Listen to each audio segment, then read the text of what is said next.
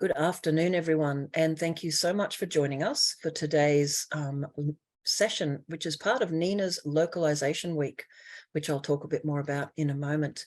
My name is Michelle Maloney. I'm one of the co-founders and directors of the New Economy Network Australia, and it's my great pleasure to be one of the co-organisers of a number of different webinars this week, exploring the topic of localisation. But first, I'd like to acknowledge that I live, work and play on the beautiful lands of the Jinnaburra and Gubbi Gubbi peoples. I'm here in Moreton Bay Shire Council now. I used to be in Brisbane for many years. So I would like to acknowledge the first peoples of this continent who have cared for country and cared for each other since time immemorial. And I think it's always important to situate yourself in the bigger scheme of things. I'm a descendant of Irish convicts who were dragged unwillingly to this continent as part of the British Empire's way of dealing with unwanted humans.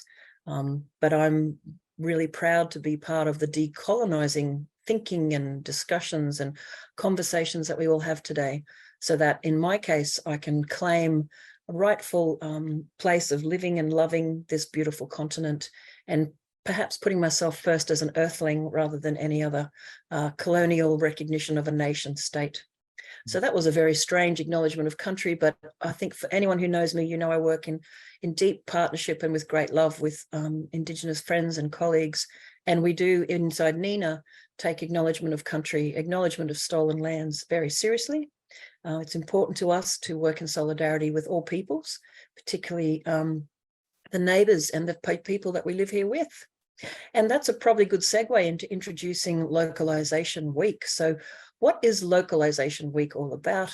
Well, we're really excited because internationally, Local Futures, the Economics of Happiness, organised, I think, during COVID or just after COVID, a big online celebration of localisation, the movement towards rebuilding our economies at a human and bioregional scale. And it's now turned into, I think it's Localisation Month. There are lots and lots of events, and in solidarity with that lovely movement, and because one of the principles of NENA's work is around creating really strong local economies and societies, we thought we would invite lots of terrific speakers to join us and talk about their work in either localising economies, facing down challenges that are reaching their communities, and in today's case, some very serious work around how communities can deal with, whether you classify them as climate change accelerated natural disasters or just the kinds of big sweeping changes that are happening to communities in different places. With climate change accelerating fire and flood, some of the almost natural cycles in Australia are really shifting. We saw in 2019 and 2020 the summer of horror with bushfires across this gorgeous continent, and our friends and families were all affected by flooding only shortly after that. So today I'm really pleased to have three amazing speakers from different parts of Australia and different types of work, and I'll let them all introduce themselves and their own work.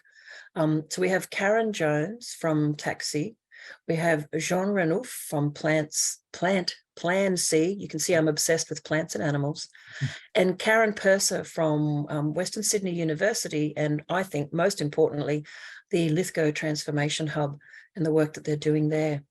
So what we're going to do now is we'll turn to our speakers. We'll start with Jean and go to Kerry and then Karen, 10 or 15 minutes each to talk about their work, to talk about how they think about and tackle localisation and responses to terrible things happening to us and how we build back from that.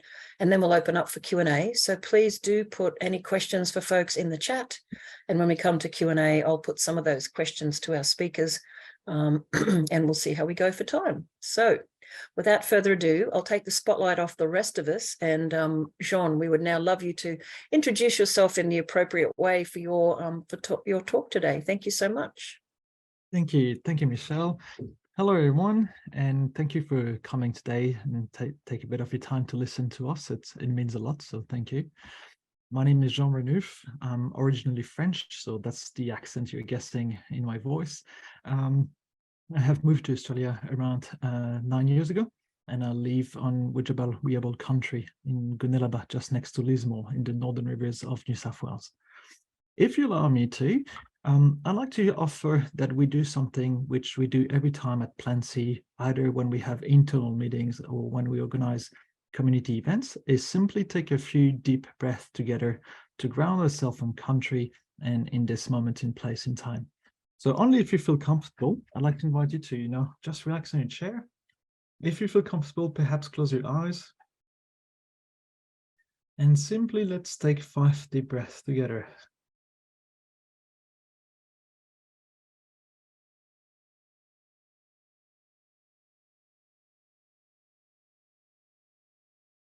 And as we take this 5 deep breaths, perhaps we can all acknowledge the country we are sitting on today.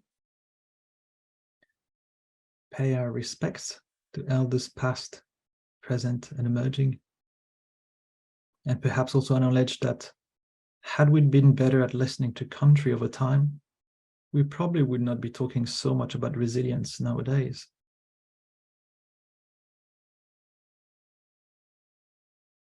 Thank you.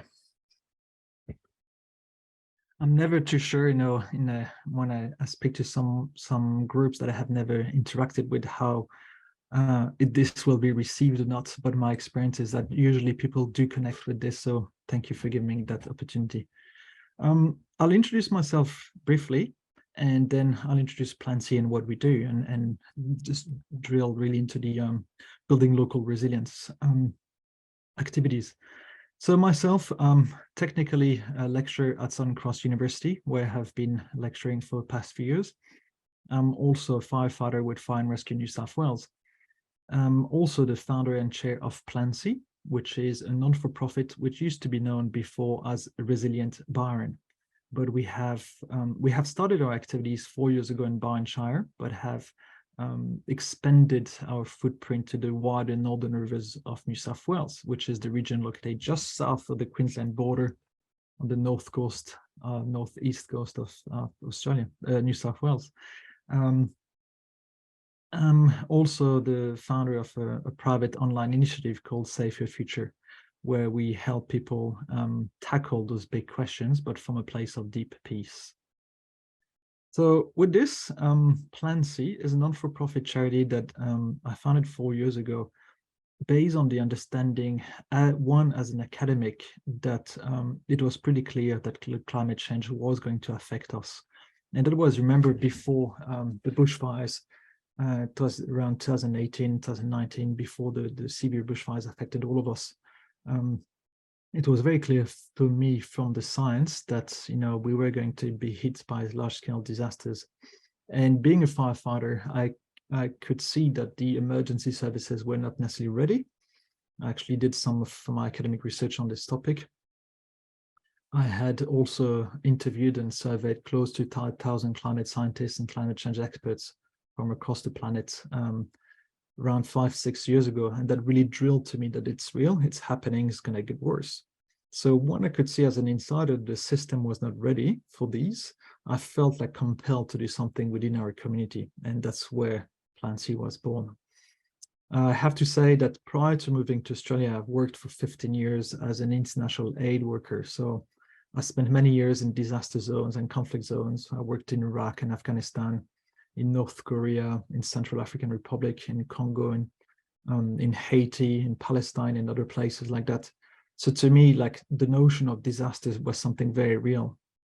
And being a dad of 2 young boys who are now 6 and 4, when I was thinking, of the projection from climate scientists and what the world could look like by 2030, 2050, 2080, or even 2100, I was thinking, well, my kids will still be alive and they will have to make those choices that perhaps some of us have had to make already, which is, do we want to have kids?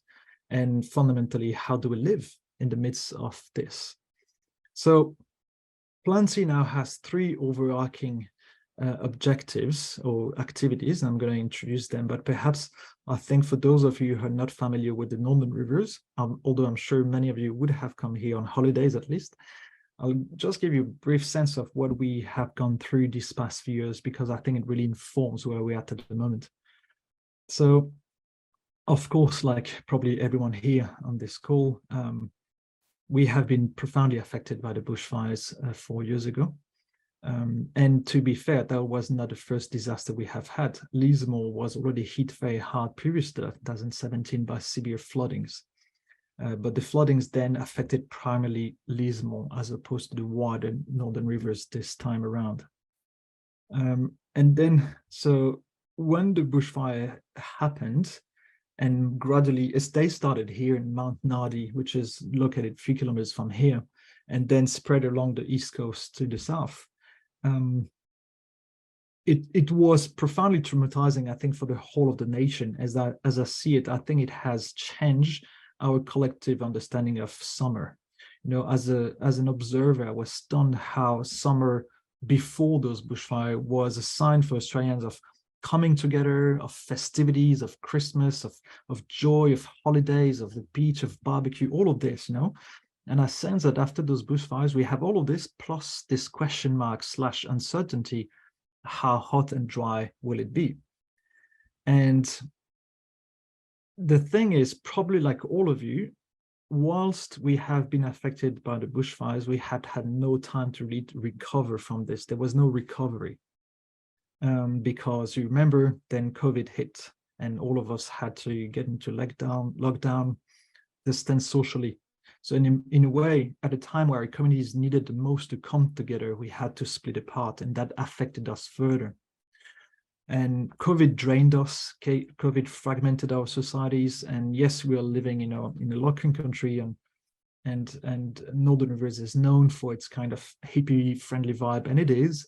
But it also has been very fragmented during COVID because of it. Like, all sorts of opinions were represented, and people started not coming along very well. There were rifts, within communities, even within households and families. We've even witnessed cases of people who scratched cars that had a Queensland plate number. That's how strongly, people felt about it. So then we got hit by the floods, which was like the word that comes is unprecedented, but I don't think it really, the word unprecedented doesn't give justice to what happened. Really, it was extraordinary and extremely painful. And suddenly, one morning, the whole of the region woke up, not just with water in our houses, in our streets, in our shops, but also landslides. 1,000 of landslips and landslide affected the region, effectively changing the shape of the mountains.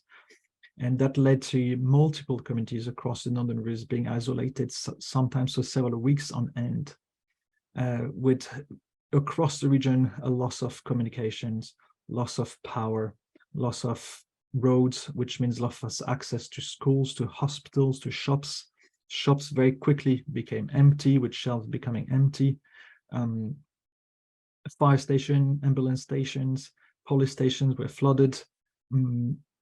There were no cash in ATMs, so no petrol, people starting lining up to get some fuel. So it was really, really profoundly traumatizing, even for someone who had no water entering a house. It was very, very big.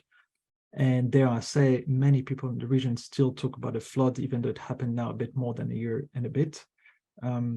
In the present tense, it's not something of the past, it's still something happening to us. But then what made the recovery from the flood harder is that there was a second flood that hit the region 5 weeks after the first one. And that really hammered everyone. That was like, fuck, that's big. How do we deal with this? And then in the month after that, there was a lot of attempts to get better, but COVID hit us at various occasions.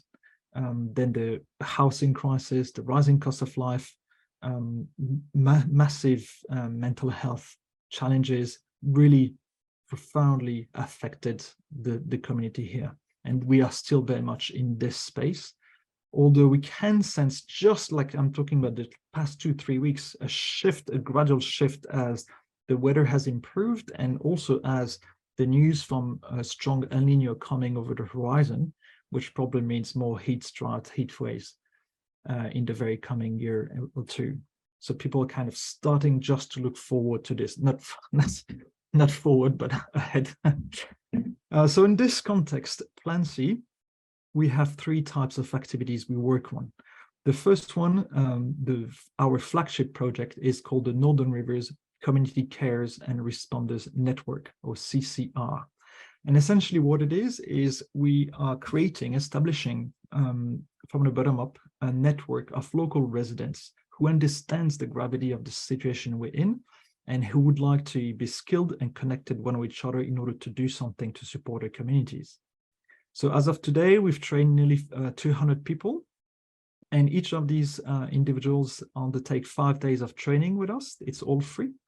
And during those 5 days of training, we hold them to help them transition from a place of bushfire, COVID, flood trauma to a place of community building, connection with themselves, connection with the environment, and then disaster resilience, disaster preparedness. They also take 1 day of psychological first aid as part of the 5 days and 1 day of first aid. We then give them a CCR t-shirt, CCR cap, a solid first aid kit, and we ask them to implement a project that builds the resilience of their own community. And what we do throughout those 5 days is we don't focus just on disasters, because as I said before, no COVID or mental health, the housing crisis, all of these affect us and affect our resilience. So we look at both disasters and crisis. And we also don't look at it just from a preparedness perspective, but also from, let's say, preparedness to bushfires or preparedness to floods, but also from a more wider encompassing perspective, looking at food security, at water security, at energy security, at collaboration, and other topics which provide more for holistic training. And all of it is based on self-care. We spend a good amount of time on helping people heal and acknowledge that, community resilience starts with self-care and community self-care. And as each of those CCRs implement their project, and it's quite interesting, like the sort of project they do is really driven by them. And some of them, very much into food, so they start community gardens. Others just want to bring the community together, so they create neighborhood networks. Others really want to focus on preparedness to a specific, hazard. So that's what they look at. Others are setting up radio communication systems. So it's quite diverse, but we see across the region a number of projects that start emerging in which we help connect one with each other, but also we mentor those CCRs who needs help. So either we mentor them directly, or some CCRs mentor other CCRs. And at the moment, so the project is pretty rewarding. It's quite intense from a work perspective, but pretty rewarding, intense in terms of creating some sort of community safety net across the region. And what we are shifting toward now, we continue training adults, but we want to specifically redesign and co-design a CCR network for the youth and with the youth. So hopefully we'll be able to also start soon a young CCR, like from 12 and above project, because the youth has too been particularly affected by all of these events I've mentioned. So watch this space. So that's the flagship project, but in going with it, we also organize a number of smaller and bigger events. Some are community workshops that help us providing very specific skills, some on radio communications, some on grant writing, some on healing trauma, etc., by the CCRs to the wider community, and using basically the strength that exists within the network and encouraging those who wish to share this. But we also have started 3 months ago and until November, a series of 9 events, larger public events that are named Facing Up, How Do We Live in the Midst of the Climate and Ecological Crisis? And every month we meet in different places in Northern Rivers, in a hall, in a theater, and we have this bigger conversation. We invite some guest speaker and from a variety of backgrounds. So we have had indigenous leaders, we have had climate scientists, we have had community leaders. This month we will have Clive Hamilton and conversation with Mandy Nolan, who is a local journalist and politician. And the bigger question we ask is, realistically, how do we live? How do we raise children? How do we deal with the emotions that emerge for all of us? What does it mean nowadays to be successful? What does it mean to live a meaningful life, etc., etc. So we don't shy away from facing those big questions, but we designed the event so that it's trauma informed. So we've taken a number of measures so that we can still speak, acknowledging trauma, speak and feel safe about it. So that's a second series of activities we're involved with. And finally, the third one is actually today, just today, we are releasing our research report on food security. So we have a research team at Plancy, which is made of volunteers from a number of different universities. And we've published a few documents in the past, but this time we focus on food security.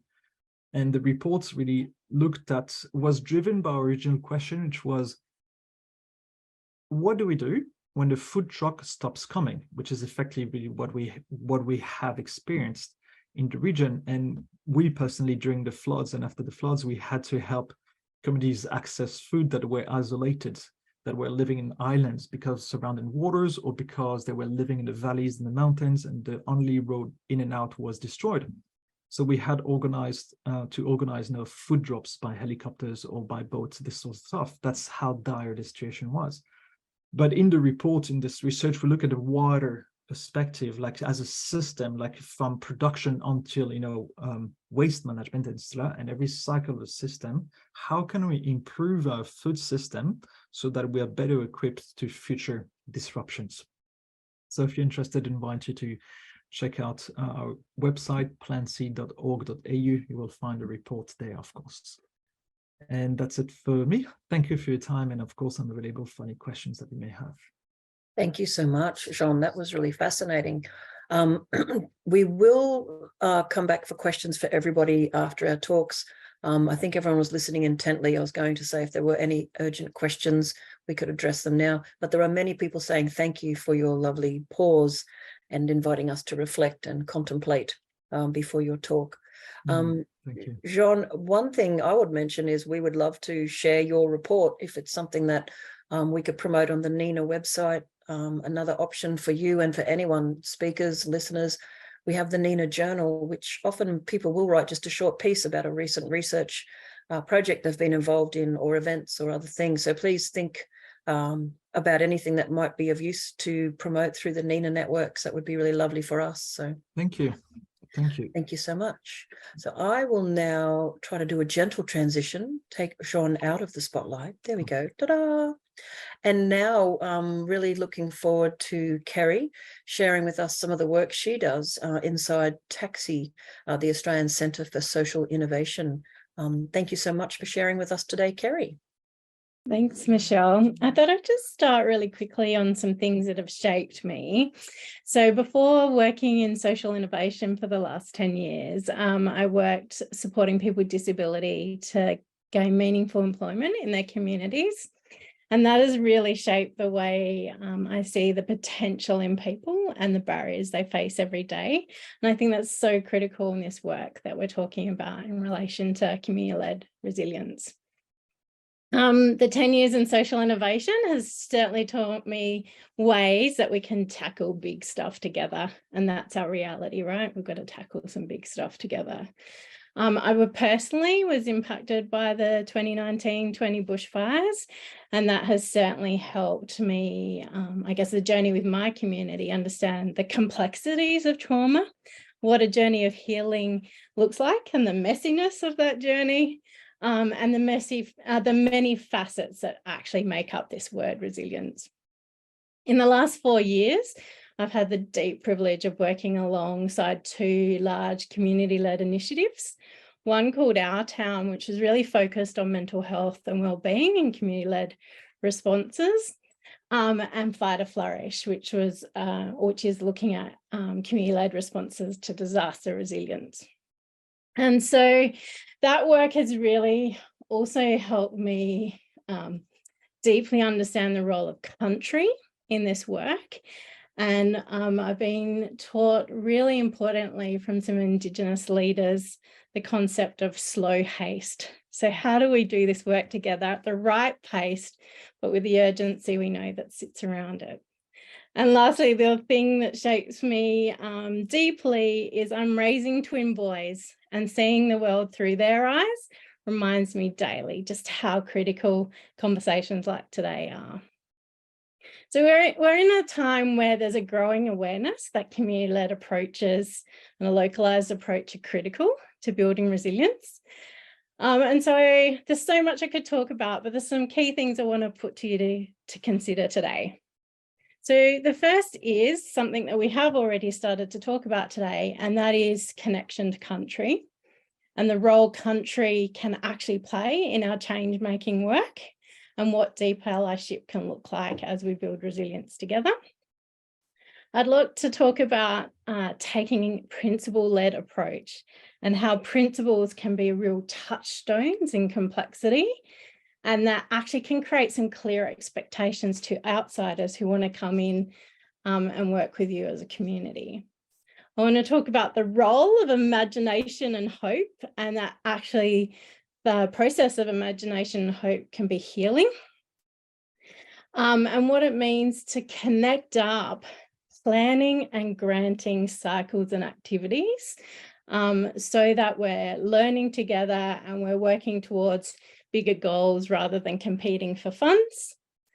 And lastly, around growing who's involved. So people determining and being part of the solutions that affect them. So let's start with connection to country. It's my view from my experiences that it should be the first step in building resilience.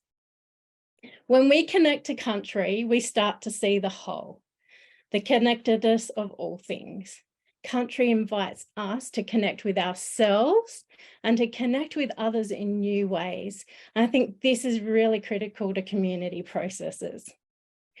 When I've seen connection to country prioritised by community, what emerges is deep acceptance, a greater level of learning, a much more considered pace, and a view of things beyond the physical. I worked with a community who spent their sessions together. They would spend the first hour on country, walking, exchanging stories, learning about how country works in that particular area, really grounding together before then grappling with this future we want and the challenges we need to work through. So country can actually be a participant in the process of resilience. Once we move from there, I think the next grounding for the localized work is having a set of values and mindsets and ways of being, we might call them principles, around how we're going to work together, but also how we want others to work with us. And I've worked in these initiatives where it can be 4 to 5 principles. It doesn't have to be massive, but they guide decision-making. They guide focus. As I mentioned in my opening, they're a touchstone when things get uncertain. They are the things we go back to when there's a challenge or a tension to work through. They're a lens to problem solve with. And when they're shared across networks, across communities, they're a healthy way to keep one another accountable in this work we're doing. In our town, for example, one of the principles is model mental healthy practices. So no matter who you are, be you an ally, a town lead, people in community, a support team in the initiative, everyone is held to account to modeling mentally healthy practices. And we'll use that principle to troubleshoot if that we're not adhering to that principle. An example in Fire to Flourish was a deep commitment and principle to foreground Aboriginal wisdom. That meant that we went to Aboriginal wisdom first before taking next actions and looking at other perspectives. And it really shifted the dynamic and the learning that was happening in those communities. The next area is around creating that space for collective process for imagination and hope. And having worked alongside very soon after the bushfires communities, including in the Northern Rivers, people described how imagination and hope was quite key to their healing experience. We come together and actually give ourselves permission to have a bigger vision in these challenging times and to explore ideas and to then think about what are the actions we can take today towards those bigger and more creative futures we want to see. And that creativity creates a commitment then to experiment together. Because if we had the solutions, we wouldn't be here right now, right? We need to experiment together, learn our way through. And I've seen this happen where communities have come together on that bigger vision, cross communities coming together on that bigger vision. And what I see is such a rich learning exchange, a momentum and energy, a possibility to act now and be okay and know you've got the supports to get it wrong, learn from it and try another way. The other thing that I've seen is really critical that needs to happen across systems is combining planning and granting activities together. And that granting needs to be a truly participatory process. When plans and grants come together and there's flexibility, then that activity can really reinforce one another. It means that you have much more like an investment portfolio, if you like, if you come from that economic lens for change. And the richness that comes from that learning and connected up activity can really overcome the issues of plans without funds and funds without plans. Like I remember one community talking about that through some of the disaster resilience funding, 84 initiatives were funded in the community. And it was all the same and similar people trying to lead the change, and they were stuck and exhausted because you couldn't actually get those 84 projects off the ground to be delivered in the 12 months that were required to. Our town is really leading the way as an example where a philanthropic group is investing over 10 years and quite flexibly. So that long-term outlook and the flexibility to learn and evolve plans as you go. Now, 10 years is the utopia, I guess, but there are people starting to fund for longer term outlook, 2 to 3 years, 5 years, and that's what we need. 12 months is not enough for the change we're talking about. And then lastly, I'd like to talk about the strength-based and healing approach, where creating space for people who would not normally step into a workshop, who would not define themselves as a leader or having leadership, who are facing often barriers every day in their general life. And so these initiatives I've been working with are finding really creative ways for people to find the role they can play. A region in South Australia, the Mid-Murray, has 14 communities across their local government area. In there are very small, but 10 progress associations. As part of the response to floods, they got given $10,000 to do something with. And so that community team went to the 10 progress associations and said, we're going to give you $1,000 each. The only requirement is that you focus on people's well-being, do whatever it takes, and here's the funds to do. Now that is resulting in a network across those progress associations.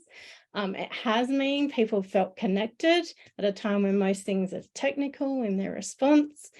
And people were coming forward and doing things who would not normally see that they had a role to play. We're also seeing an example where Aboriginal young people who were seeming to lose their connections and pathways once they finished school were given a bucket of funds to solve what is going on for you. And they, with $5,000, created a whole initiative for themselves and their peers around getting their driver's license and actually the training to complete their license.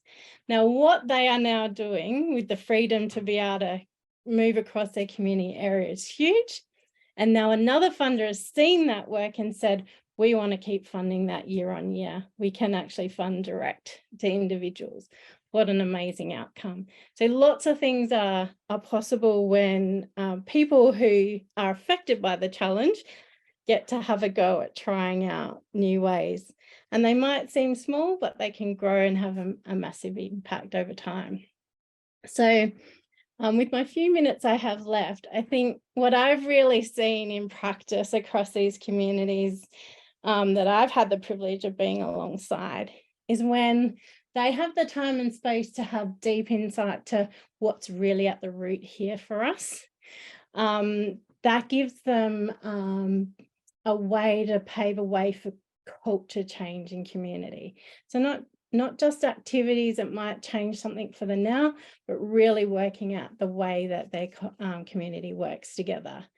That actually new entities, and perhaps Plan C is one of those, new entities emerge from community that are community owned, that are driving this change. When we strengthen people's capabilities, like we know they have starting skill sets, but helping them see what they have and how to grow that is really critical. And then, as you said, John, connecting people up so they see they're part of a bigger whole, because that, I think, is also part of helping tackle the burnout challenge we have in regional communities. To increase participation, paying for participation or access to resources that mean things are accessible. And then with all of those things together, there's a real chance for communities to say, you know what, Government X, department, you want to come here and help us? This is how we work. This is how you can help us. And I know that government folk, they're people too, right? They actually want to know how to show up helpfully in their constraints. So just a few lessons from our journey. Could talk about this all day, but thank you for listening, and I'll hand over to Karen. Thanks so much, Kerry. Yes, Karen, would you like to share with us now, and then we'll go to Q&A for a little while. I'll just, as I said before, try to transition you over, remove the spotlights. Thanks so much, Kerry. Thanks. Thank you. It's always really difficult coming last after other terrific speakers. So look, I hope what I'm about to share will also be informative. It's a slightly different approach. I'm going to share a screen because I have some slides, hopefully not death by PowerPoint, but we'll see how we go. I'm coming to you from the lands of the Wiradjuri people. I am the manager of the Lithgow Transformation Hub, which is it's a terrific initiative set up by the Western Sydney University to partner with the community. It's their community outreach for the region. It's about transformational partnerships. It's about helping a community that is in significant transition to tap into the strengths that the university offer in a way that's not threatening, in a way that helps them to access the bits that are useful, but isn't coming in sort of over the top and going, oh, look how clever we are. We've got all the knowledge and information, and we can tell you how to do things. It's an absolute privilege for me to be part of this. I'm very new to the role. My background is in community capacity building. I've worked extensively in local government and also state government. So I understand completely what the constraints of funding and how frustrating it is for the community that government can't say, take the money and go and do something terrific with it sometimes. But what I will do is go through, we do have a significant branch and it's part of the Black Summer Bushfire Project. And I'll talk about the way that we are engaging the community in lots of different ways. Lithgow is a town of 20,000 people, give or take, on the other side of the Blue Mountains from Sydney. So you come over the Blue Mountains and you come into Lithgow. 20 years ago, you'd have come into a dark, dingy, horrible place that had coal dust everywhere, that was smelly, and was really, really unattractive maybe 4 years ago. That's really changed now. So Lithgow has been in transition for a long time. Its background is industrial, its heritage is industrial, and it has a strongly carbon-based economy. And there's a lot of attachment to that in the community. So the community is enormously proud of its industrial heritage and in many ways still very attached to the carbon-based economy. We have a number of active coal mines, we have power stations, and that is largely what Lithgow is known for. In the Black Summer fires, there were 100 homes lost in the region. We had the most extraordinary fire. I'm a resident of Lithgow as well. We sat and watched that fire for weeks, just coming towards us, and there was nothing anybody could do. Lots of other places had terrible fires too, but the impact on Lithgow was really significant. As others have said, that was followed up by COVID, and then by rain events. So we did not get the terrible floods the northern rivers did. And I was working then with the Office of Local Government and Region New South Wales, trying to work out how to fix some of that. But what Lithgow did get is terrible rain events, which completely destroyed roads, to the extent that we do have communities that have been isolated since those rain events. Businesses that have gone, all sorts of things. So, so we have been impacted. We applied for a grant, and the grant, the idea of the grant was that it would highlight and strengthen connections to help people understand the links between built environment, natural environment, and the economy. That it would reflect community concerns about the mental health impacts of these disasters, and the sense that yes, we do need to have some environmental change, but not everybody is clear about that in the community, and not everybody understands necessarily what that environmental change ought to be. We had incorporated in the grant a lot of citizen science and art projects, and some citizen science arts projects that work together to help people to develop skills, recognise possibilities. We do a lot of work in schools to help young people to understand that, frankly, a career in the mines is not the only option to them, that there may be some other opportunities, that there are other worlds out there for people to think about. We build knowledge and share knowledge and capacity, as I said, in a little bit of a softly way, not coming out, and there's no point coming out and saying we've got all the information and knowledge, here it is.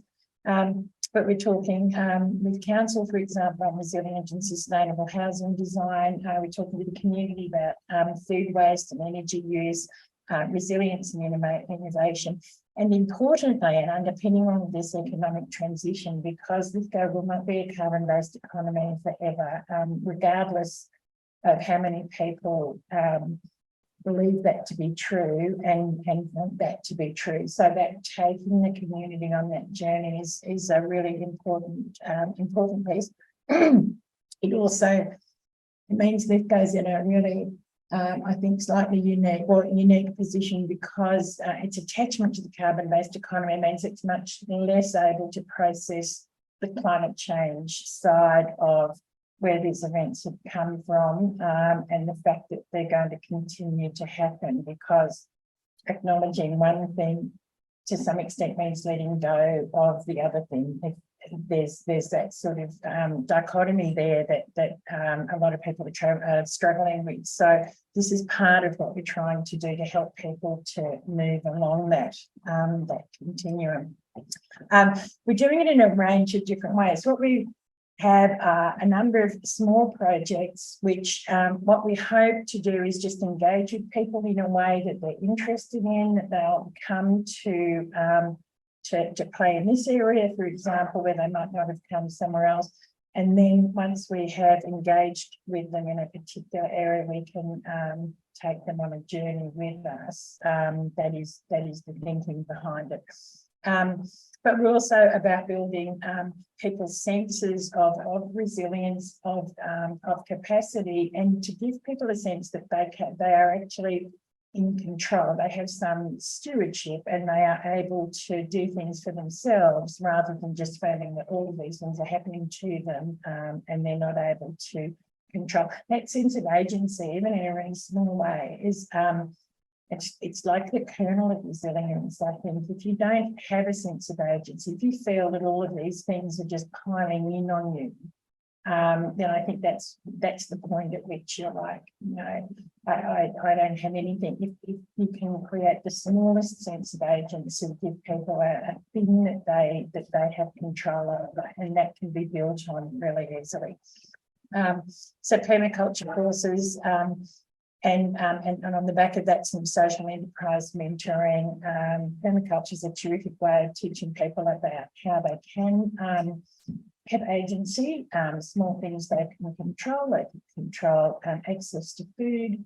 That leads to food bartering, lots of different things. Apart from the permaculture course, we're really excited that in a couple of months now, we're going to have the very first edible garden trail in Lithgow. There are lots of people in Lithgow growing veggies. They've got chooks there. They do lots of different things.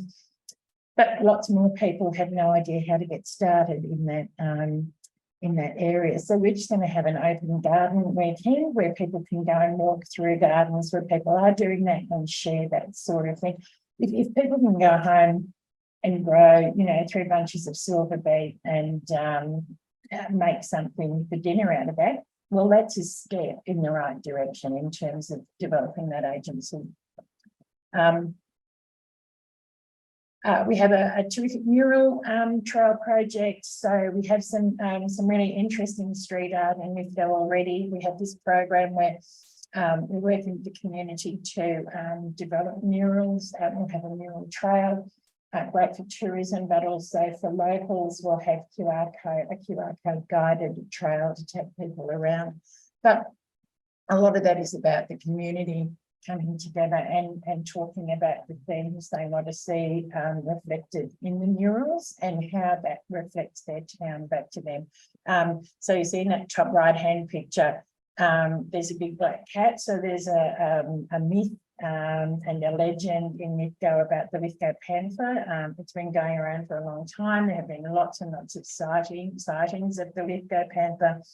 So when we talk to people about, and young people particularly, about a mural they thought would reflect Lithgow, the panther was top of their list. So we had this magnificent mural with the Lithgow panther in it.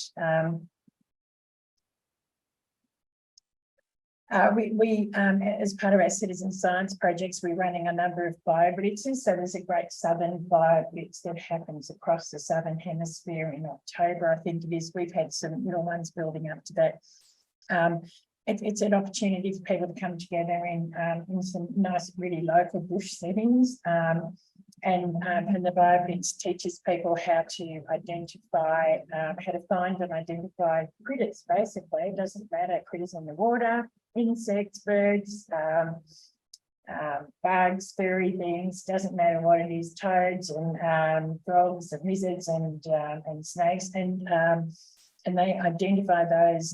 They use the iNaturalist app to upload them. So they're contributing to the knowledge about the area, but also very much feeling with the feedback we get from these is terrific, that people have no idea that they don't understand necessarily why the environment is important to them. And then they get out and they identify these things in a different way, gives them a sense of why and how we need to work in that environment. I did see someone say a little while ago on one of the socials, why are we doing that? Because we're in the city and the bush is out there and that's where the environment is. And that person would not be alone in Lithgow in thinking that. So this is in a small way about getting people to understand that no, the environment is actually right here. It's where we live. And if the environment's not working for us, then none of it is working for us. So it's all sort of baby steps. But,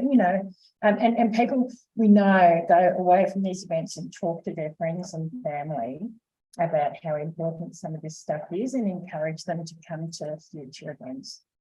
We run a great program. We have thermal cameras we lend to people and they can go in the summer. They take pictures of, you can see where things are really super hot. It's been quite interesting in Lithgow, but it's fair to say that heat in Lithgow is not the terrible thing it might be in some other places. So to be fair, we're in, you might in the city, say in Sydney, be going, oh my goodness, look at this, we've got 50 degrees because of these buildings, we need to plant some trees. That's completely understandable. Sometimes in Lithgow, you go, oh my goodness, there's a warm spot. Let's go and stand in that because we don't have any normally. So that's an interesting way of looking at things. But we are also using them, as you'll see a bit later on, for people to take pictures of their homes. They can do an audit of their homes. In the winter, you can actually see where the cold air is coming in through the gap under the skirting boards or rushing out through the windows or whatever, and that will help people to understand how to make their homes more sustainable in a really small way, not to do massive, great big renovations, not to spend a lot of money, but to plug a few gaps and make a few changes and see a change which can then be incremental. Once they understand that that small thing created that little change, then maybe they'll be more interested in making some other changes later on. The Painted River projects, goodness me, there are a few of these. We're about to run our second one in Lithgow, and this is where we have an amazing professor who's an expert in water quality, in waterways, and a fabulous artist called Leo Robert, and they come together in these amazing weekend events where they bring their microscopes, they bring their art, people come to the Painted River event, they understand, they learn about waterways, they learn about the importance of waterways, they look in the microscope and see these tiny little interesting critters that live in the water, and learn about why they're really important because, for example, you don't have platypus if you don't have things in the water for platypus to eat. But a lot of people don't ever make that connection until they see these things under the microscope. And then artists are painting and drawing what they see under the microscope and the waterway, the environment that they're in. And so that's a terrific way of bringing citizen science and art together and helping people to understand that these things are not, you know, as people often think, miles apart, but actually sort of one and the same. They're just different sides of the same coin.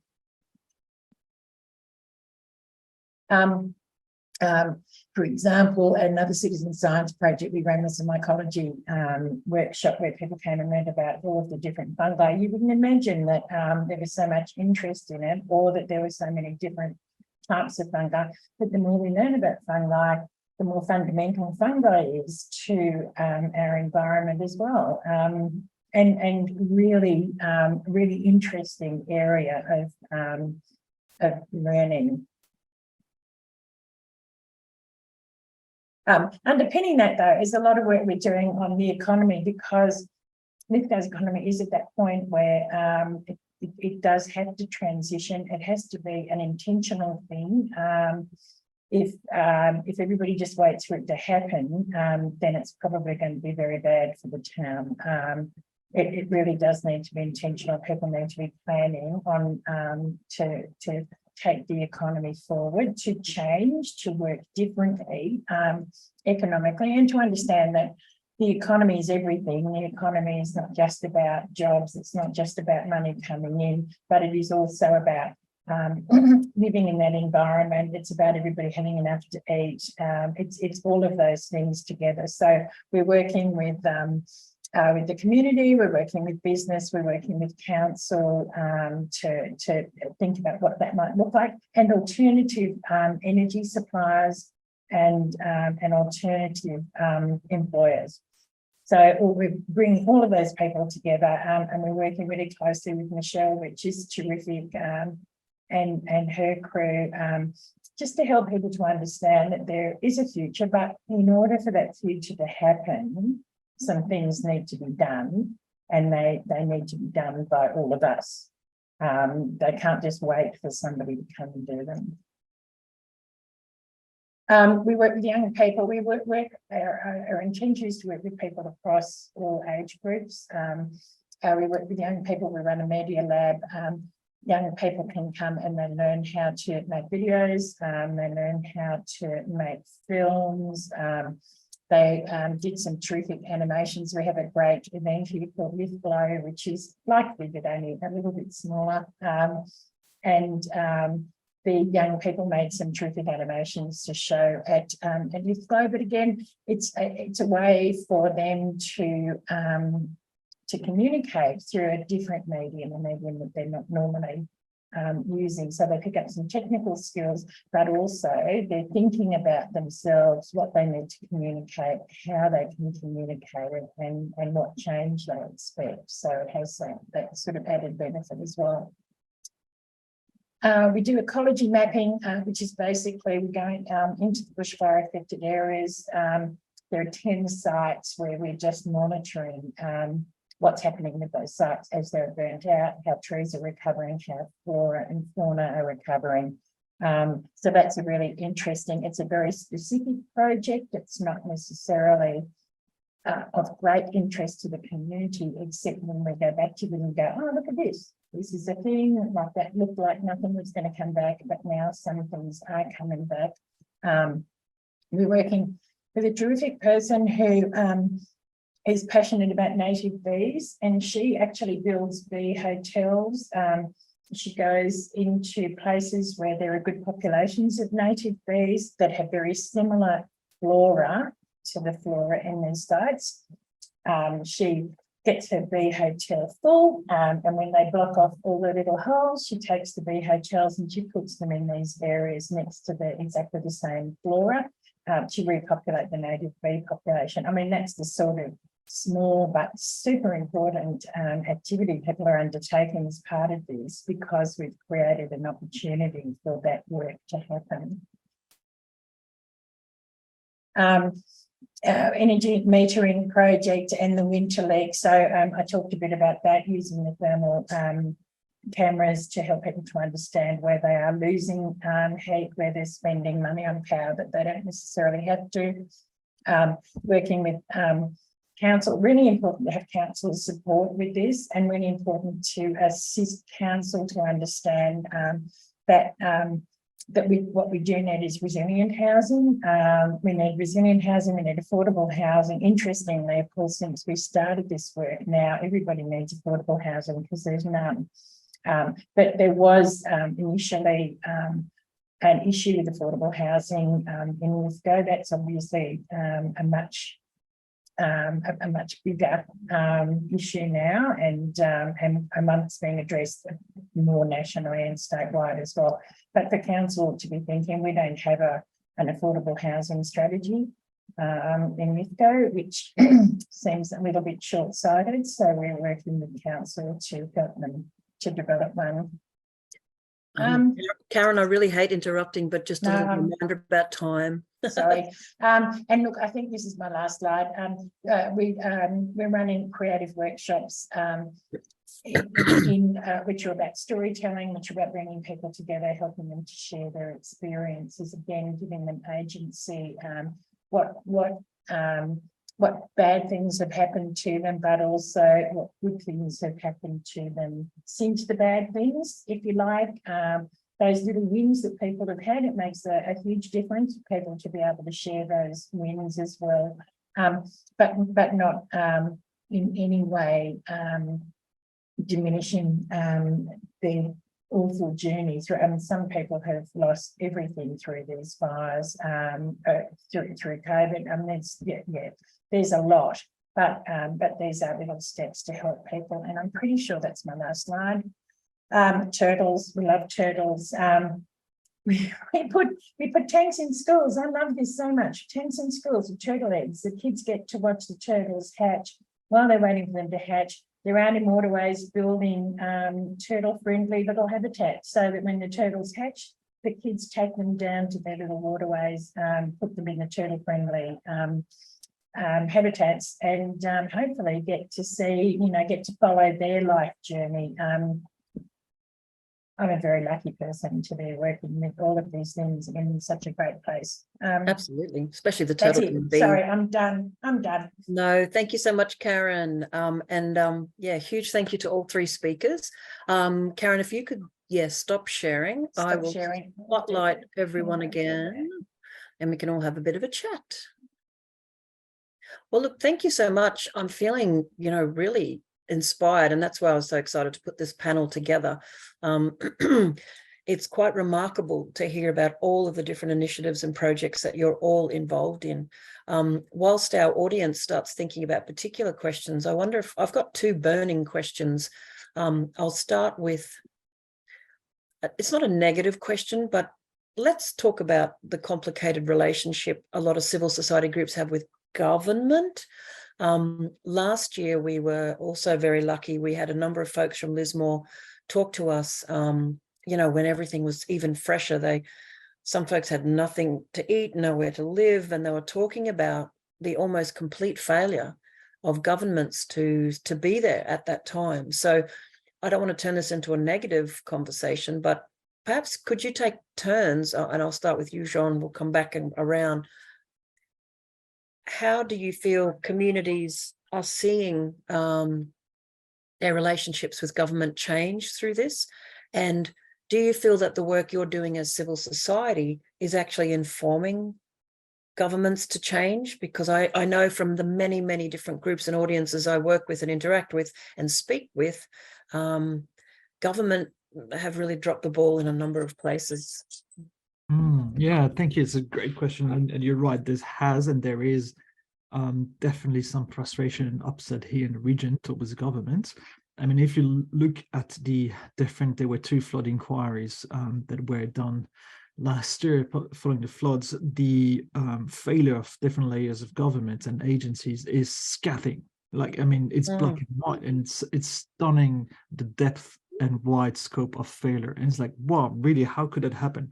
But then again, you know, you think of a system that is based on functioning road, functioning communications, functioning institutions, with people being able to go to work and all of these things that cannot happen when everything is destroyed. So what we do is basically we acknowledge the hurt, the profound trauma, and sometimes re-traumatization of the citizens because of the lack of response, or the lack of responsiveness, or lack of clarity from different layers of governments and different agencies. And this is very real and very true. And at the same time, we encourage people to see also what has happened. And to put things in perspective, you know, whilst, you know, last year's flood was the worst disaster for Australia in terms of economic impact, at this, just a few months after we got flooded here and hammered, you may or may not remember, but Mozambique and Pakistan were also flooded, and the scale and devastation of these floods is incomparably worse than what we have seen here. And, you know, we have had the privilege to have the government invest $3.5 billion into the region, and with all sorts of grants happening.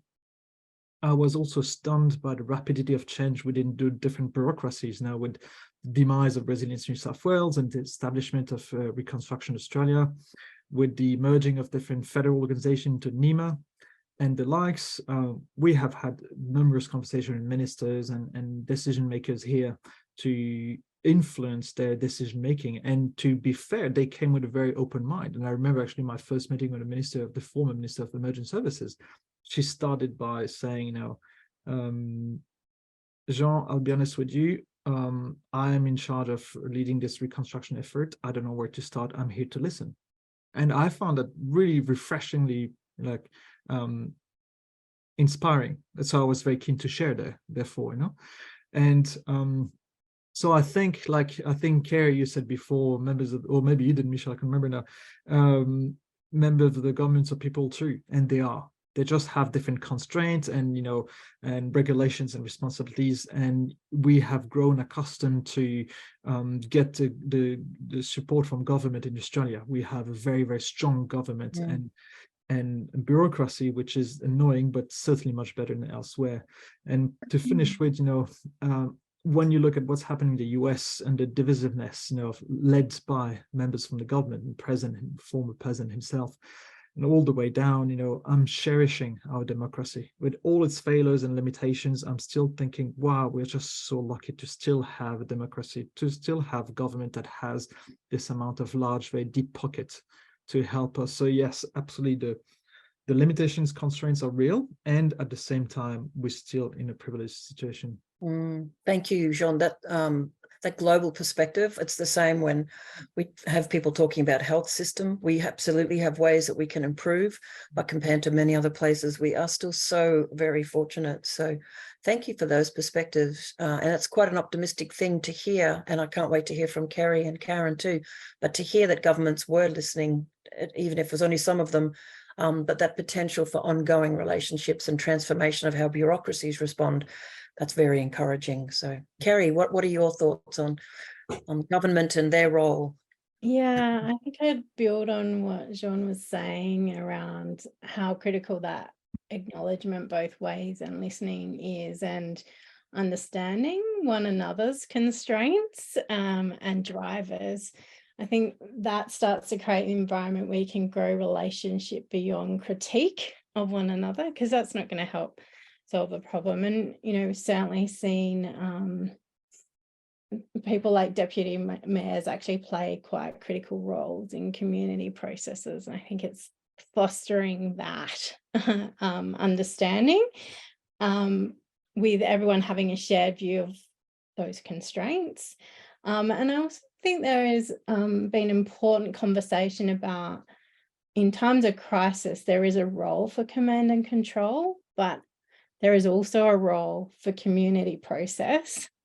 And if they're happening hand in hand rather than seen as separate, I think we'll stop the harm that gets caused in that command and control response. So I think that's the opportunity that I'm certainly seeing dialogue about. I think Jean mentioned it, it's the how is the challenge everyone's grappling with.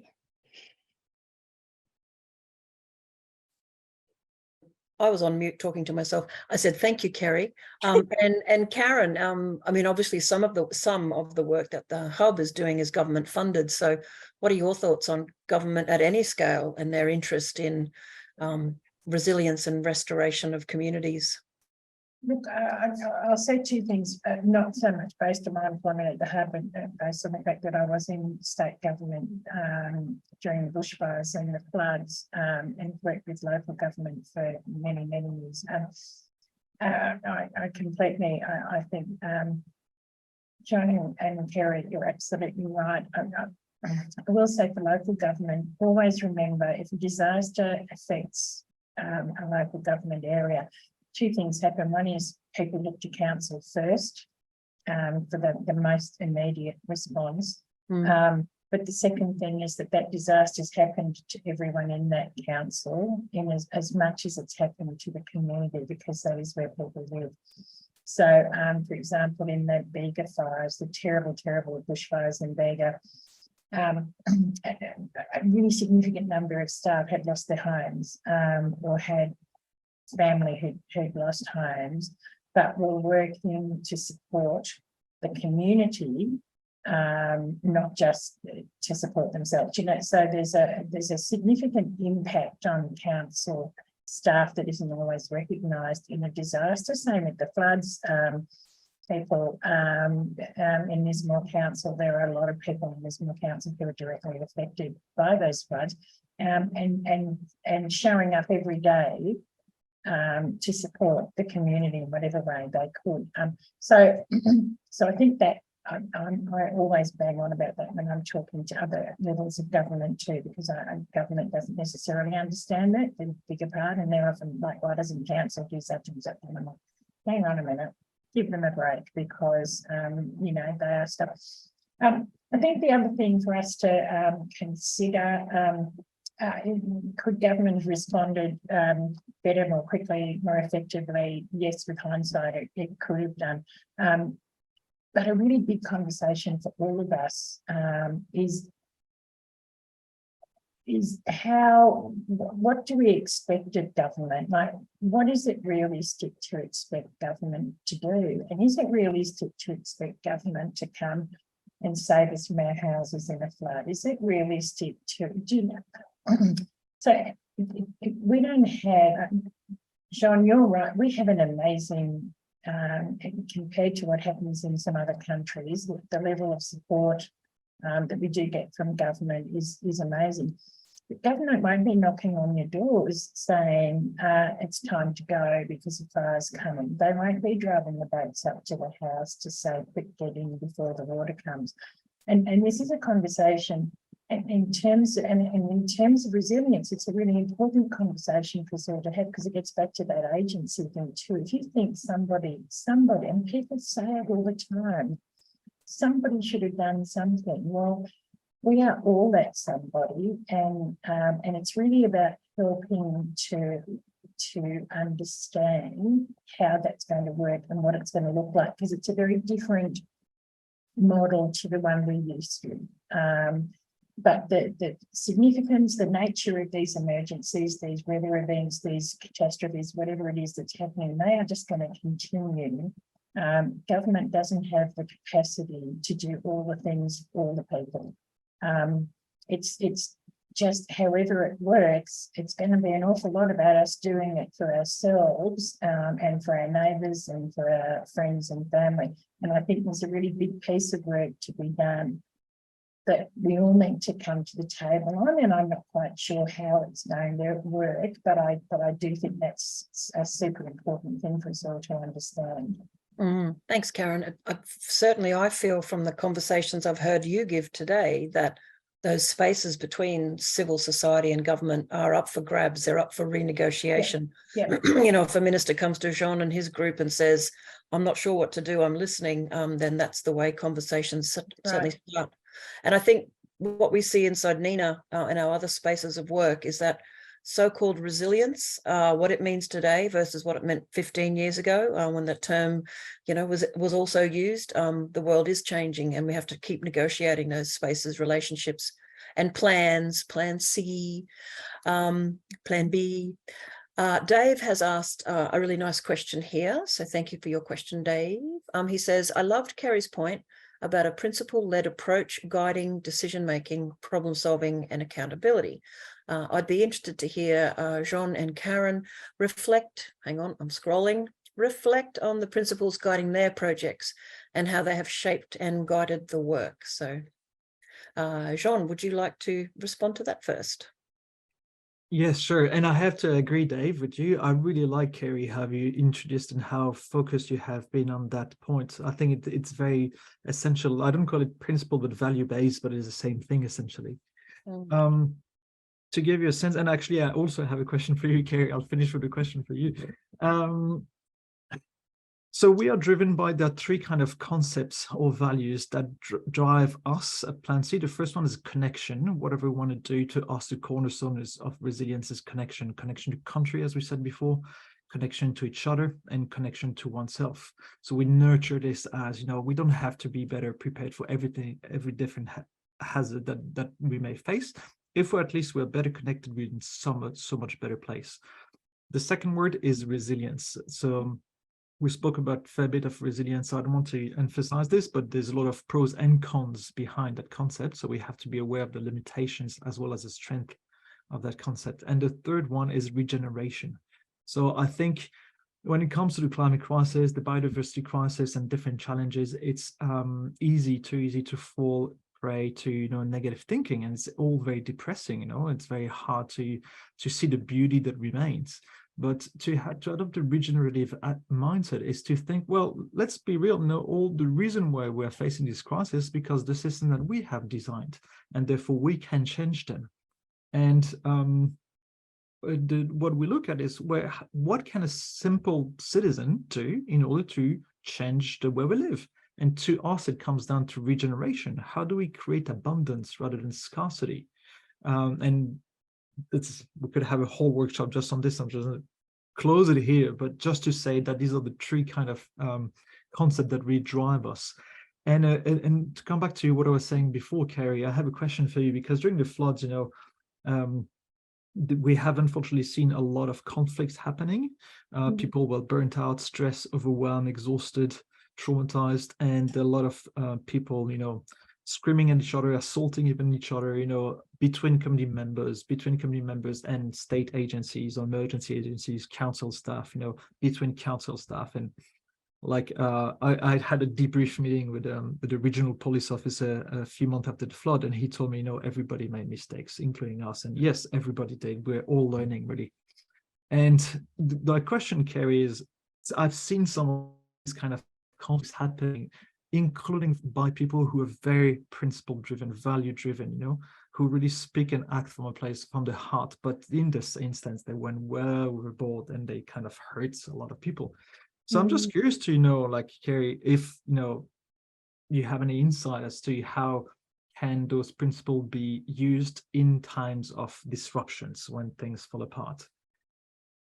Yeah, look, I do think I think there are stress responses, right? And that's part of what you're describing. But I think principles give a language to try and notice what's going on. And certainly those who've been through those challenges and those tensions can describe what I like about principles is their values in action. And so there are descriptors around what that can look like. So I think people will be better equipped and have a better understanding for next time. And where I have seen principles already developed and then tensions arise, just how they create a safe environment for people to work it through. And it might not be in that exact moment where things blow up, but it's what happens next. And that is so key to the social fabric. It's the what next actions and how principles can drive that. That makes sense. Thank you. What we have done is learning from the floods. So like we have code of conduct, and that we ask a volunteer and network of community carers and responders to sign and commit to is a list of values in action, as you say, principles in that sense. And the first one is the common one of first do no harm. So good intentions are not enough, Yeah. This is excellent. As someone who describes herself as a governance enthusiast and or nerd, to me, this is all about governance, how human beings live, work and play together, the rules we create, whether they're expressed as principles and values. But yeah, thank you. That's great. And Karen, did you want to respond with a thought about the principles you guys apply or use or think about? No, look, I just really support what the others have said. I will say, I think for us in this particular project, that it's helping people to get to the point where they understand there's a problem to be solved is probably our challenge in some ways, and so that guides a lot of the work that we do. But otherwise, yes, what you said. No, thank you. And it's a great conversation to have, because I know from experience many organizations battle it out to write down their values and principles, but they don't often refer to them explicitly. So hearing Kerry refer to them at the beginning was a nice reminder that most groups and organizations have them, and how do they work in practice. So, just quickly on that, Michelle, there was a community team that I loved. They would actually practice them, like role play them in action together. Ooh. So that's another way to really embed them. When you said practice, my first thought was something like, that you see the images of different cultures where they used to do their exercises and calisthenics in the morning, practicing their patience. Oh, yes, that'd be great. But also like the 5 deep breath that I encourage us to share this morning. In a way, I'm thinking out loud here, but this is exactly it. It's like to us, one of the values is to seek to act from a place of stillness, inner stillness. And to us is like, can we, including and especially in those times where we are the most distracted or disrupted, can we come back to that place of stillness and emerge from that place, act from that place? Interesting. And it's great that we're coming back to sort of personal practice too, because let's face it, there's this constant conversation and tension between collective action and individuals, and this idea that if we only leave it to individuals, then we're buying into the neoliberal regime of leaving it up to humans on their own. But it does all come from us as individuals to practice these things and then be able to work in a healthy way as communities, which kind of ties into my last question, really, which is looking to the future.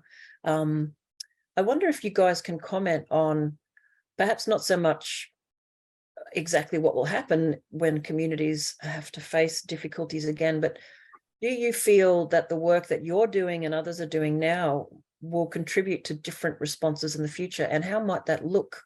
I don't know if you want to even get a specific example, or I think these are the stories of encouragement for people like myself who look across you know, a very, shall we say, we're nervous about the future. As you said, Jean, summers for me for a very long time have been frightening due to the impacts on wildlife. I think for me, the 2012, 2013 summer where we lost 50,000 flying foxes in sort of 2 days of heat wave, that's when climate change whacked me over the head after 30 years of working in this space. So we are seeing it much, much, much more up close and personal. What stories do you have or reflections as we finish up today on what the future could look like as communities respond? Let's change the order around, perhaps. Karen, do you have thoughts? I mean, everything your program is about is helping communities to think about their place and prepare for the future, I guess. And that's it. It's very incremental for us, where it's just baby steps to help people, as I said, have that small amount of agency, to understand that they have some control, to understand that they have some control over how some of these things are going to impact them. But for a large part of the population, it is still identifying the problem before we can solve it. And so there's a lot in our community. There's a lot of Sorry, Karen, you're getting very faint again. Sorry. Yeah. There's a lot of people in our community who genuinely don't believe, who thinks these have been random acts that probably won't happen again. And so that's our challenge is like that step back, is to help people to understand that actually it's a thing and a thing they need to deal with. So yeah, that's an important reflection. There are many communities in Australia that are still struggling with what's Yes. real, what the reality is for them. Thanks, Karen. Kerry, what do you see? I think what we're seeing right now is some demonstrations of what could be done differently. And I think the reality is the reality. And so action will need to happen. And it's good that these demonstrations and coming together like today, the more we can share that, the more communities can say that is what's going to work for us, because we know the potential's there, right? It's how that is unlocked. And so networks, sharing, starting from the rooftops, these examples, I think that is building the momentum for a very different way of acting. I couldn't agree more, given that's almost all the currency NENA has, which is sharing ideas, having these conversations, and hopefully, cross-pollinating ideas and inspiring people to see that there are other ways of coping, doing. Thank you. And Jean, what are you seeing? Yeah, interestingly, like I was just contemplating, there are 3 women on this panel, and I'm actually not surprised. And I would bet that most of the attendees here are also women. In my experience in war zones, something that really shocked me many years ago, and that I saw many times over, was life continues despite active acts of destructions. And that life is often held by women behind closed doors. Now, they're not the one who wins the Nobel Prizes. They're not the one who are seen, but they're the one who held society together. And I suspect, Kerry, that when you said that, those conversations, this is what I thought about this. And you're absolutely correct. It's about having those conversations, those connections. As part of another project I'm involved with called the Safer Future, there's 2 things that drive us. The first one is help people develop peace of mind. And that means facilitating those social networks, those social relationships, they're feeling good, living a good life, but also helping them prepare from a practical perspective to different challenges that we are going to face, so that they can have that peace of mind that as best prepared as possible and connected. And the second aspect is the deep peace. To me, it's an absolute, not an only part of the answer, but it's really the answer revealing itself to it all. It's like, essentially, those challenges to us, the massive silver lining is they kind of force us to look inward eventually. And that's what I reckon we need to do. And coming back to what I was saying before, is really like, this is big. And the only place we can really look at it from is from a place of deep peace. So how do we nurture this? There's all sorts of ways we can. And this is, I think, what needs to be done also. Thank you. And someone's written kind of what I was thinking too. Someone said thank you for this panel. It was just what I needed to listen to today. And somebody else said, I had a sense this was going to be a great session. Thank you so much. Look, a couple of folks have also asked, what's the best way to contact any of you?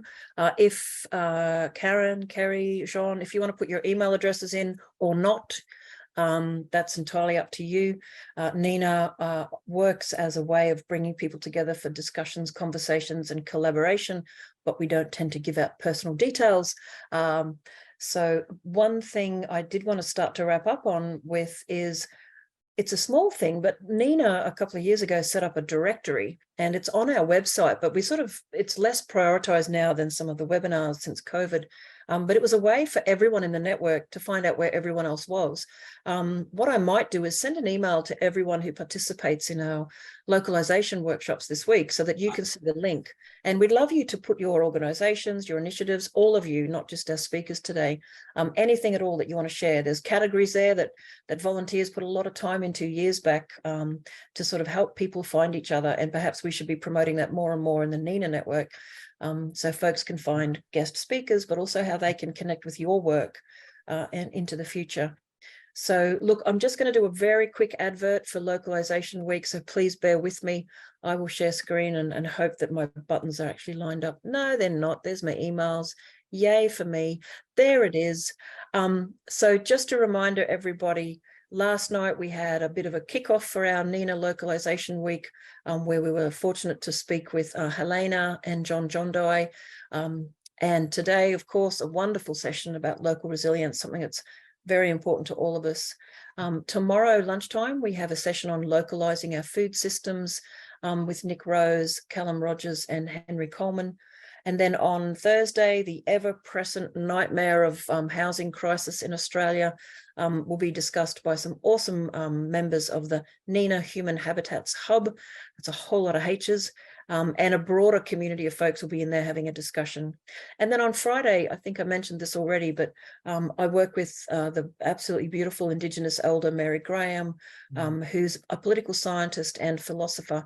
And we'll be exploring governance systems for local communities, starting from one of the oldest continuous cultures on Earth, Aboriginal communities and their hierarchical, remarkable ecological stewardship system. I think it's time for a coffee. I'm actually looking forward to that conversation just because it's something that she and I are working on together. So, you know, not plugging myself at all. But look, please do join us. I'll pop the link back in there, but I'll stop sharing.